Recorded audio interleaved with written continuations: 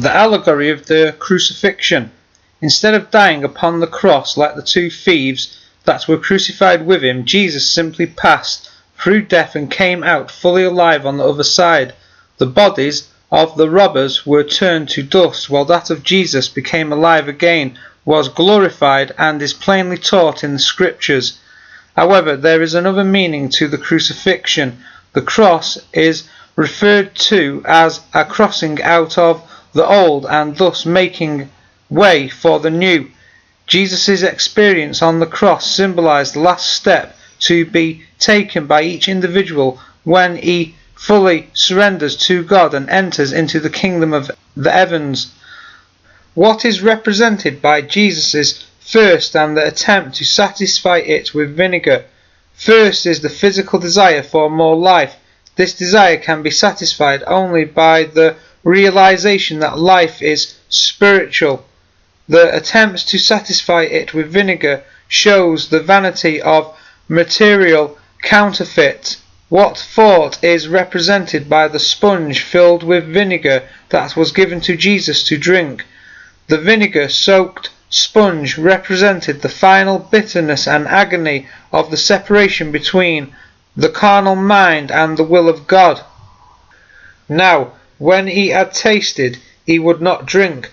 The wording here suggests that Jesus was glad enough to take the drink that was put to his lips, but when the first taste of it told him what its purpose was, he would not have it. Jesus refused the sour wine that was presented to him to alleviate his suffering.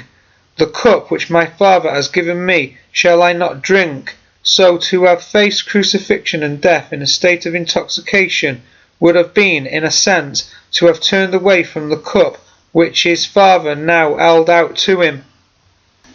In Matthew chapter 27 and verse 46, it is stated that at this stage of the crucifixion, Jesus cried, my God, why have you forsaken me?" The Christ left Jesus on the cross. The Christ, the spiritual man, did not die on the cross. Jesus, the Son of Man, did die, but the fact that he was resurrected proves that he did overcome death. His body did not see corruption. What is symbolised by crucifixion on Golgotha? Golgotha means the place of a skull. The skull is the place where the carnal mind is crossed out, that the consciousness may awaken to the newness of timeless life. Jesus, the carnal intellect, was crucified at the place of the skull, that Christ might become all in all. Golgotha, the place of the skull, represents the domain of the carnal mind, separated from spiritual truth. Purely carnal thoughts and desires in a believer must come to an end, and absolute truth, the Christ, must possess him consciously instead. Who were with Jesus on the cross? The crucifixion of the two robbers who were with Jesus. They represent the removal from the mind of all thoughts of past activities of sin or the old life, which is the old man of the flesh who is crucified with Christ. That is Jesus, the Anointed One. What is meant by Jesus giving up the Spirit to God?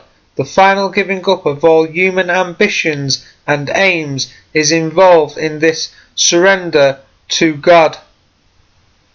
At the crucifixion of Jesus, it was the human consciousness of this corruptible flesh that died. Our old man was crucified with him, that the body of sin might be done away, that we should no longer be in bondage to sin.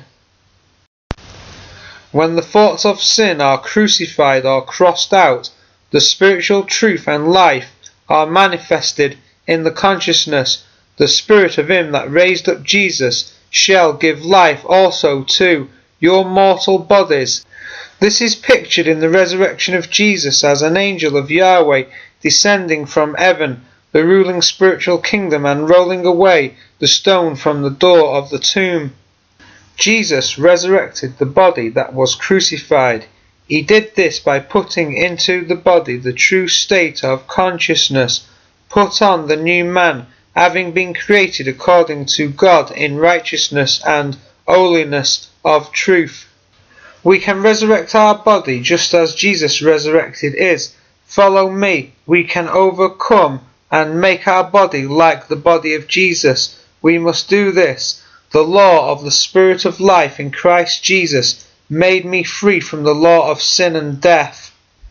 We resurrect our body by putting a new mind into it, the mind of the Spirit. Be ye transformed by the renewing of your mind. Ignorance and sin kill the body. Understanding and righteousness bring it to life.